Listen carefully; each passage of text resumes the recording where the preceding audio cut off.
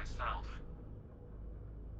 Constellation ship, you weren't invited to this meeting, but much of our conversation has been about you. It's only fitting you should join us. I will personally guarantee your safety as long as you come in peace. And think of it as a ceasefire meeting.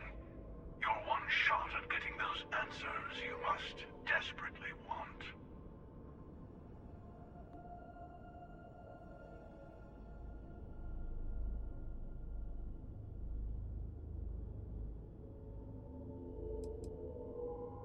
Not a bad description, actually.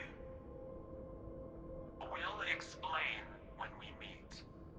In person.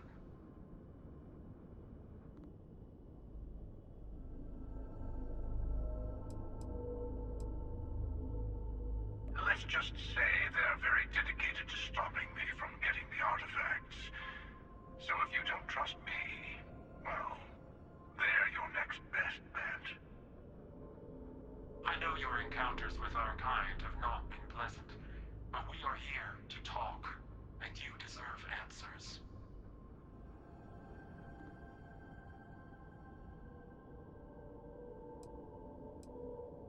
Good. See? We can all get along. For now.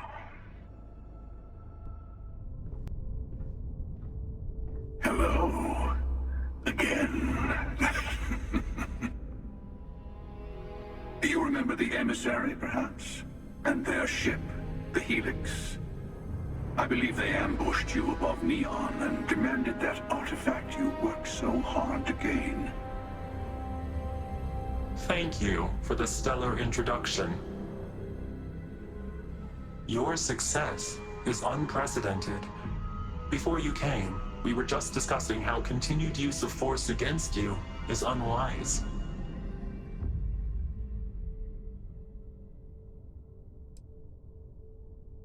Yes, we did. We are not a monolithic people. The Starborn are individuals.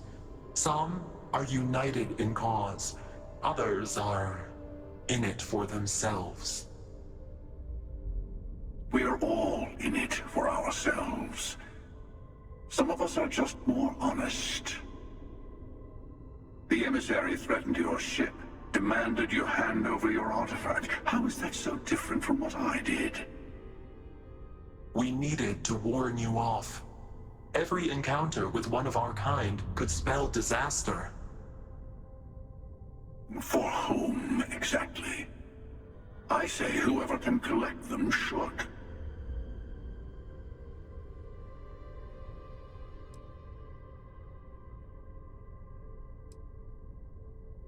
And who gets to say that? You? Me? The emissary? I have debated morality for near infinity, and all I have found are groups of people enforcing their will on others. Rules and laws spoken as principles, but backed by arms and violence. Enough. We have more to discuss. The Unity. You are on the path to it. It is a place, a gateway. It is where we were reborn. So, I gotta say, this part is more awkward than I thought. Hiding my face was way easier.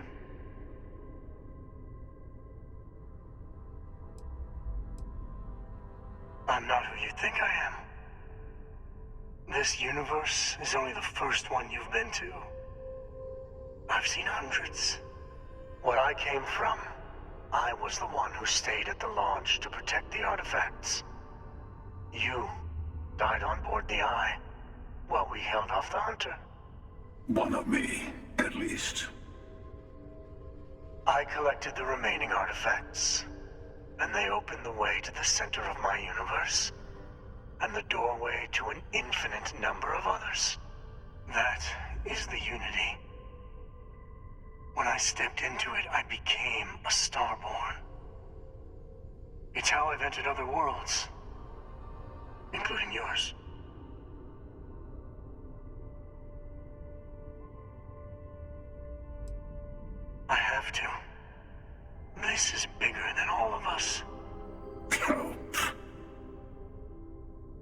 the artifacts are needed to complete the armillary and open the way to the Unity.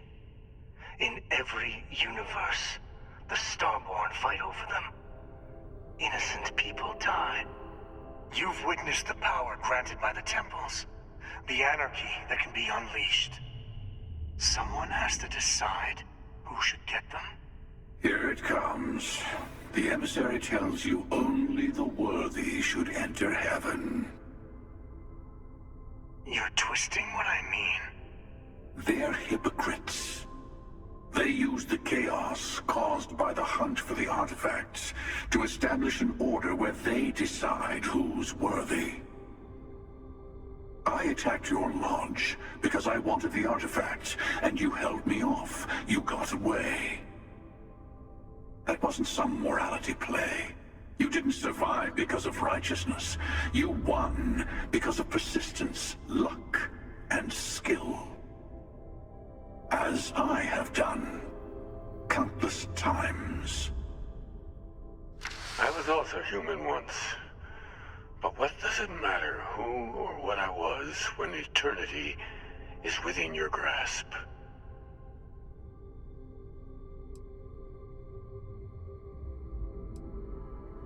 You're learning.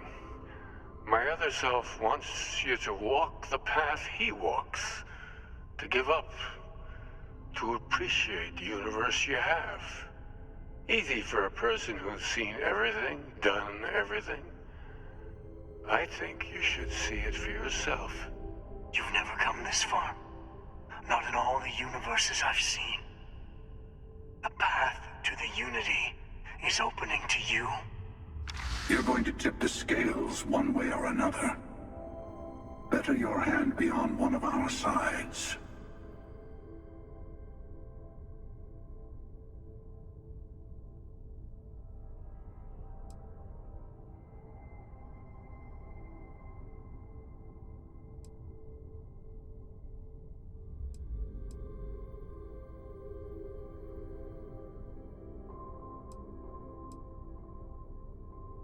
Bingo. I want a truce. Between all three of us. I will give you some time to think over which approach to the Unity is the one you want. Mine. Or the Hunters. Yes. Let's see how willing you are to live under someone else's rules. Just remember, one of us isn't trying to judge you.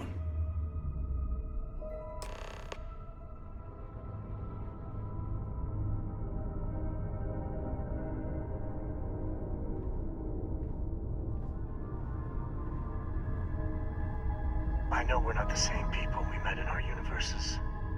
Still, it's good to see you again, old friend. The I'm emissary sure you have and more their questions. kind only want Ask. to control you.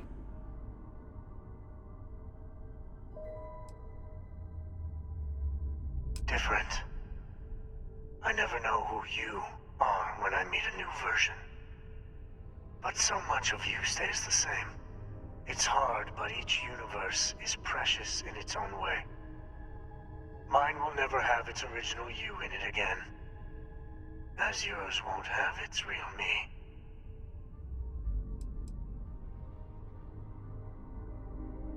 You've seen the terror the Hunter causes. Every time a Starborn goes through the Unity, they get more artifacts, find more temples, gain more power. We can't let more like him abuse these gifts to destroy whatever's in their way. When all the artifacts are assembled, the device they create is called the armillary. In many ways, it's a model of the multiverse itself. Through it, you can reach the Unity. And from there, you can become Starborn. It is not an easy experience to describe, but the Unity will speak to you. Offer you the chance to become Starborn. You will be leaving this universe behind to be reborn. Everything you were before will be gone. Maybe that's why it offers the choice. Compassion? Or is it testing us?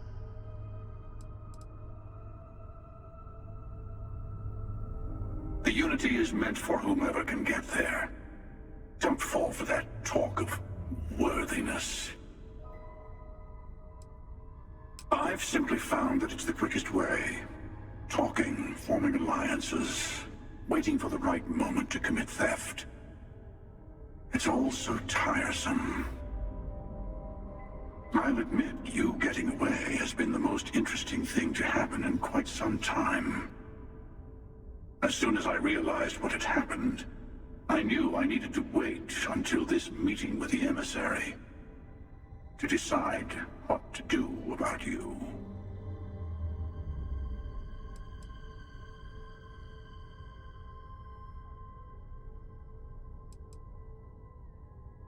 Whoever created the artifacts and built those temples is playing a game with us. One whose prize is access to the center of all creation. There are no rules. Whoever gets all the pieces wins. And I've won. Over and over.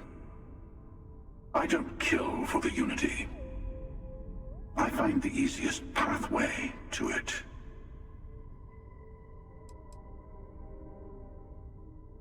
To see what would happen, of course. You might not understand just how many times I've done this. Usually, you're the one who ends up dead, and whoever cries over your body goes on to become the emissary. Sometimes I manage to get you all bunched up and take care of the problem in one go. Sometimes the emissary has gotten to me first, and I never arrive. Hundreds and hundreds of variations of me, hacking through Constellation. And it's almost never you. You making it to your ship on your own. That's new. I took it as a sign. I don't get many of those anymore. They enter the Unity, take artifacts from others, employ force. All the things I do. I am many things, but I would never tell anyone what to do with their gifts. That is your decision, not someone else's. The emissary wants to become the judge of who gets to enter, but the Unity itself doesn't judge.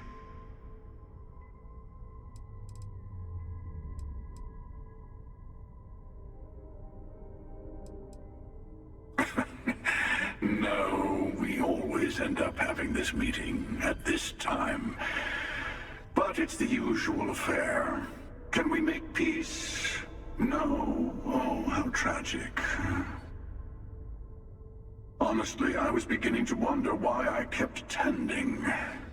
And it's a bad habit I started a long time ago. Perhaps I just like meeting the emissary to gloat. But you have provided something quite new to talk about. Maybe you're a random die roll. Or maybe the Unity is finally responding to all my hard work.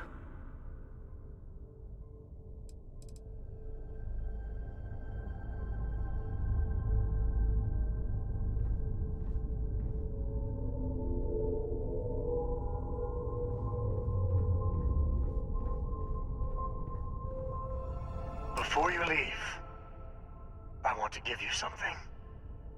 A way to another artifact, but also a lesson in how dangerous they can be. Seek the moon of old Earth. There are secrets there you must discover for yourself here to open the way.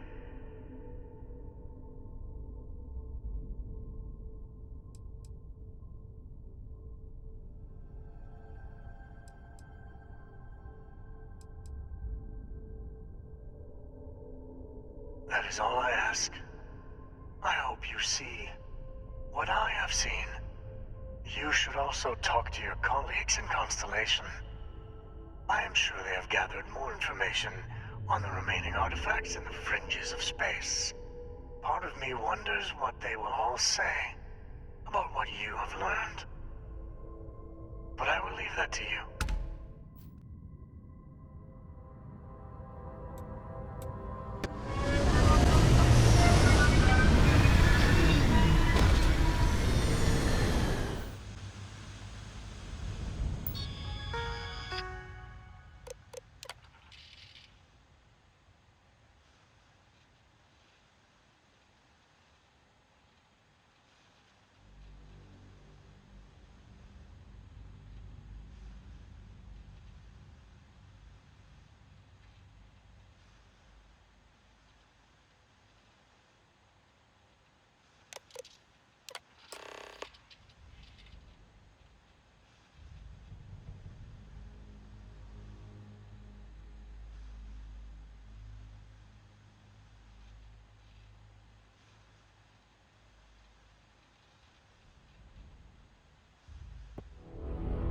Engine spin-up time almost complete. Total time 5 minutes 22 seconds. Right on schedule. How are the helium-3 valves holding, Nova? We double-checked the leakage concerns this morning before the launch. All signs green. Any changes to the calculation sequence from Volterra? No changes since we uploaded the last figures yesterday. It's a clean shot from here to Jupiter. One day the computer will be on board the spaceship. Just imagine that. One miracle of science at a time, Canaveral. Counting down in 5, 4, 3, 2, 1.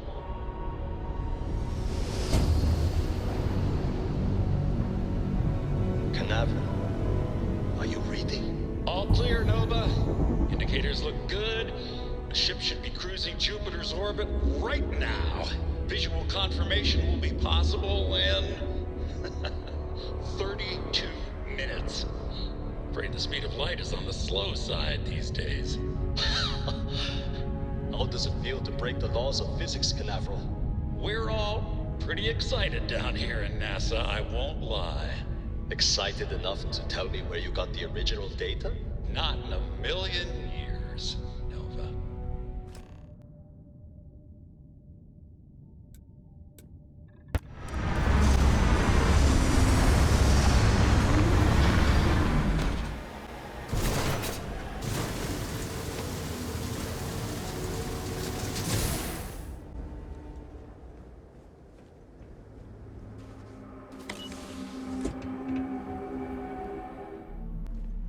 This looks like it was some type of crew preparation area. Probably the last step before boarding. It's definitely seen better days.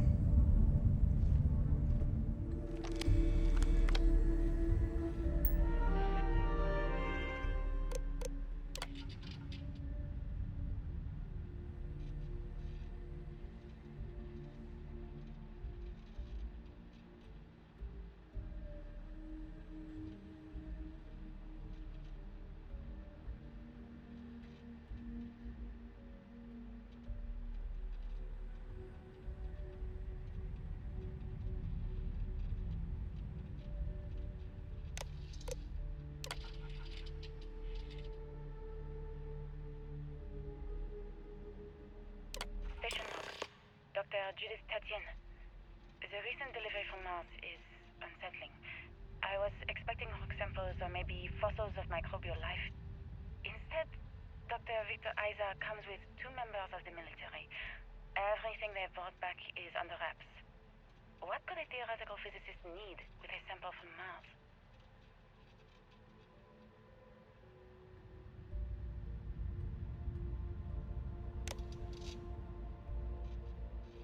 Station log. Dr. Judith Tatienne. I've been trying to cozy up to Dr. Isa, Victor, to see what is going on.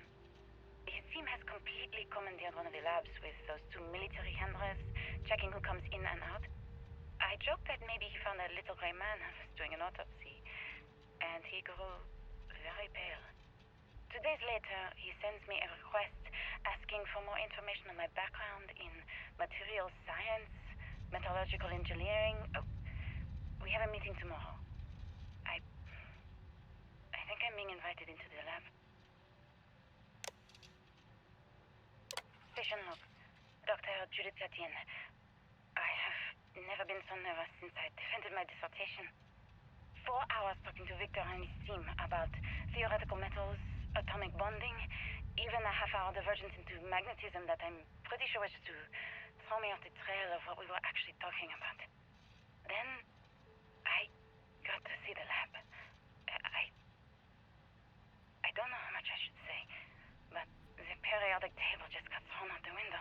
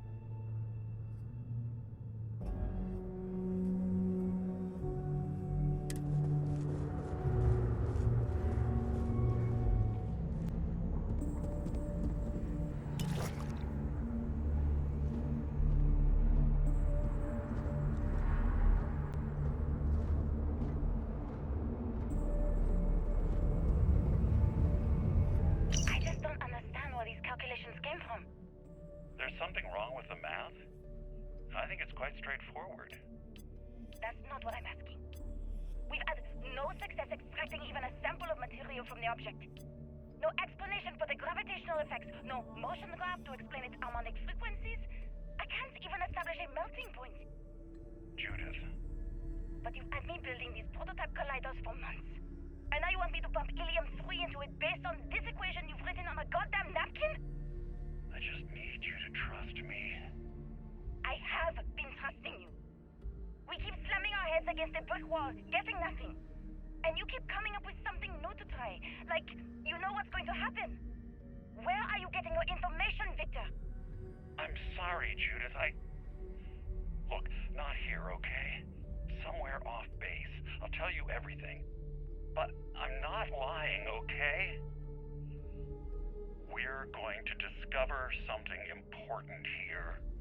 I promise.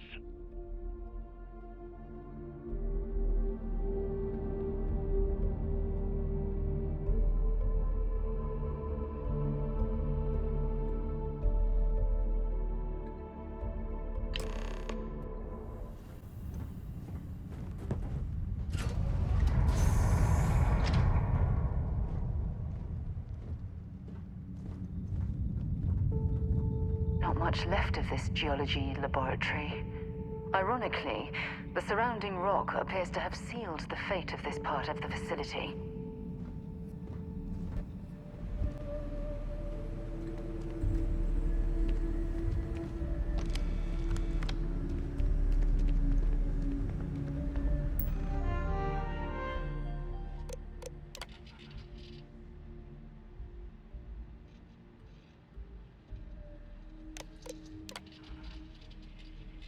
Project log. Dr. Victor Isa. We turned on the prototype today. The gravitational field around it began to fold as we long suspected. Complete reversal of gravitational pull was observed on dozens of loose objects around the lab. I'm setting up a meeting with the directors to propose a larger test. The prototype proves we don't need the original anymore, but further work is going to have to take place in space. Somewhere with abundant helium-3 and with a civilian partner. Someone with access to large-scale manufacturing resources and computational equipment. Engineering gravitational folds, pulling the far side of the solar system closer to us. It's all going to be possible.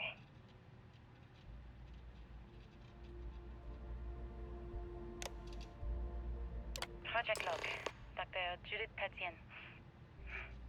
I watched the gravjite tests from the moon today.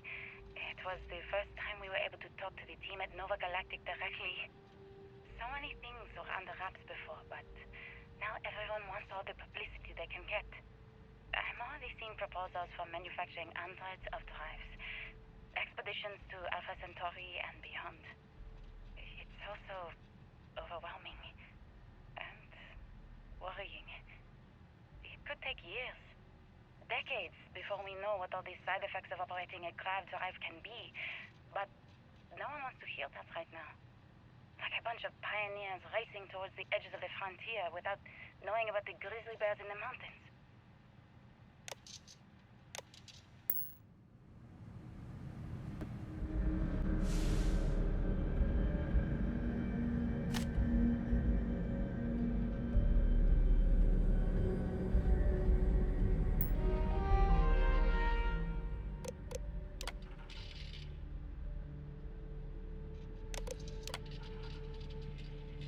I never actually got to visit your labs back when we were working on the grav drive projects.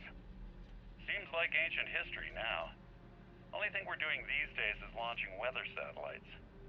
Guess this is as good a retirement as any. Now, Project Demeter, you want our help manufacturing scanners to better track these new meteorological patterns we're seeing. Our guess is that the poles might be naturally shifting, causing some gravitational fluctuations that are throwing off our old models. Why do you need the scanning tolerances to be so small? What are you trying to find? I just want to be sure. It's not like we're doing much these days anyway. The glory days are over. Why not give ourselves a challenge before they write us off in the history books?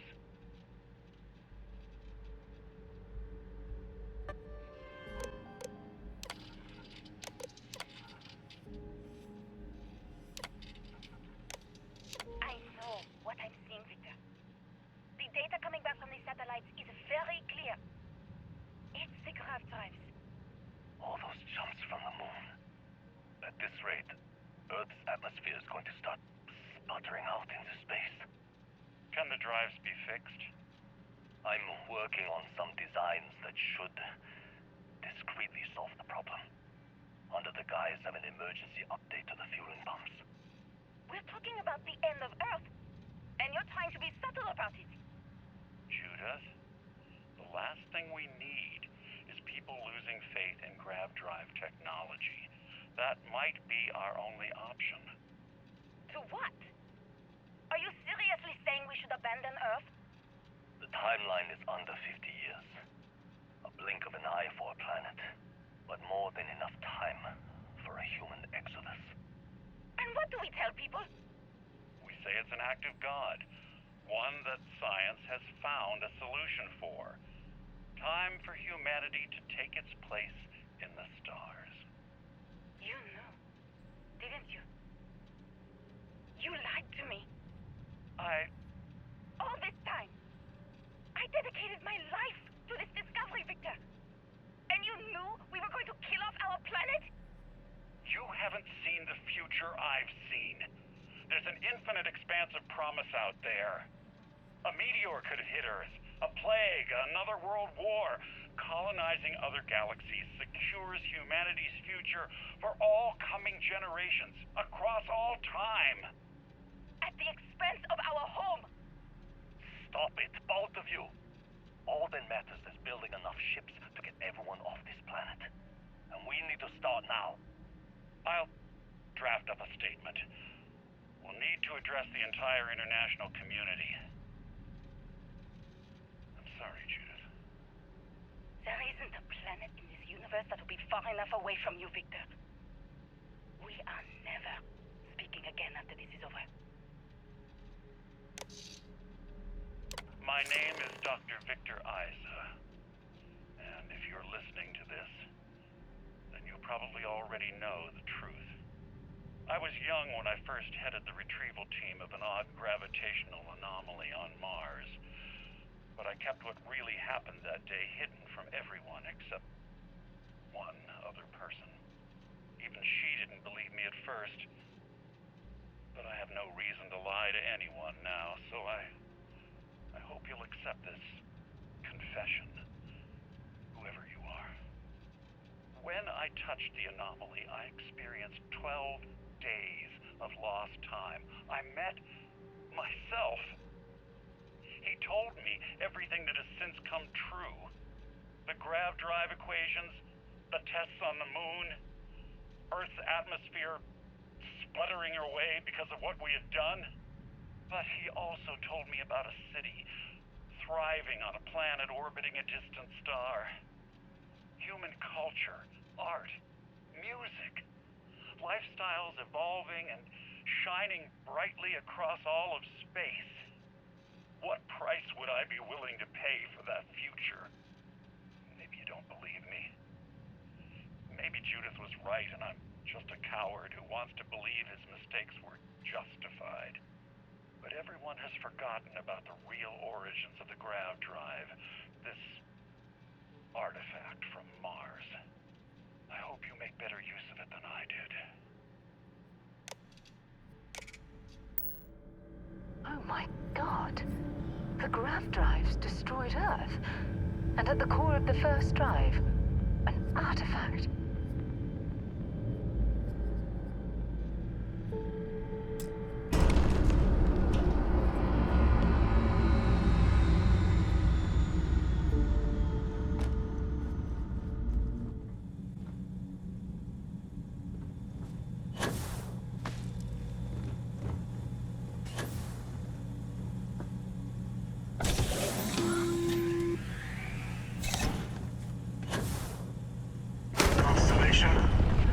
On the surface of Earth. We need to discuss what you found. And it looks like other Starborn got here before us. So, you might have company.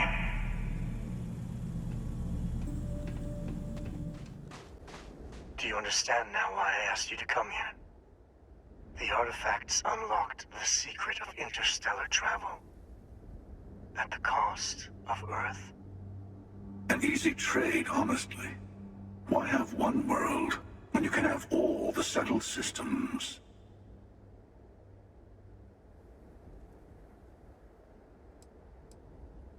Though I'm normally a devotee of science, I have to admit that in this case, it failed us terribly. And the cost was immeasurable. Assuming we weren't going to lose it anyway. War, disease, famine, all the classics. Don't you see? The power of the artifact forced humanity to the stars. They didn't get to make a choice. How many would have chosen Earth? What gave Victor Isa the right to choose for them? You see the hypocrisy in what the emissary is saying, right? They don't want to rob people of their free will, but then they steal the artifacts for themselves. In the wrong hands, the power of the artifacts can make anyone a tyrant. That is why we watch over them.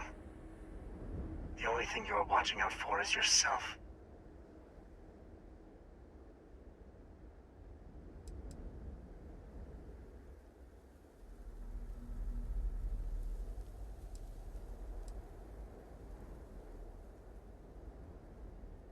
You're right. If this has been happening time and time again, perhaps they've arrived at a total deadlock. Don't be a fool.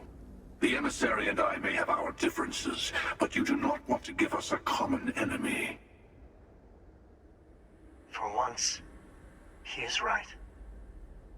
Don't do this. We can collect the final pieces together.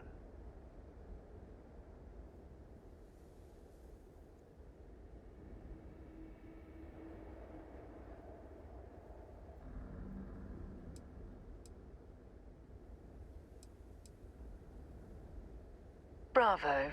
I was hoping you'd make that choice. And whatever it takes to make it through this, I swear I'll remain by your side. Well, look at that. The emissary just became my new best friend. You've made your choice. When you're ready, the Hunter and I will be at the buried temple. That's where we'll settle things. Meaning, we'll kill you.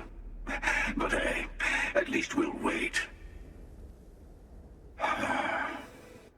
The final round doesn't start until there's only one artifact left to gather. And if I'm not mistaken, Constellation has 1 or 2 to go.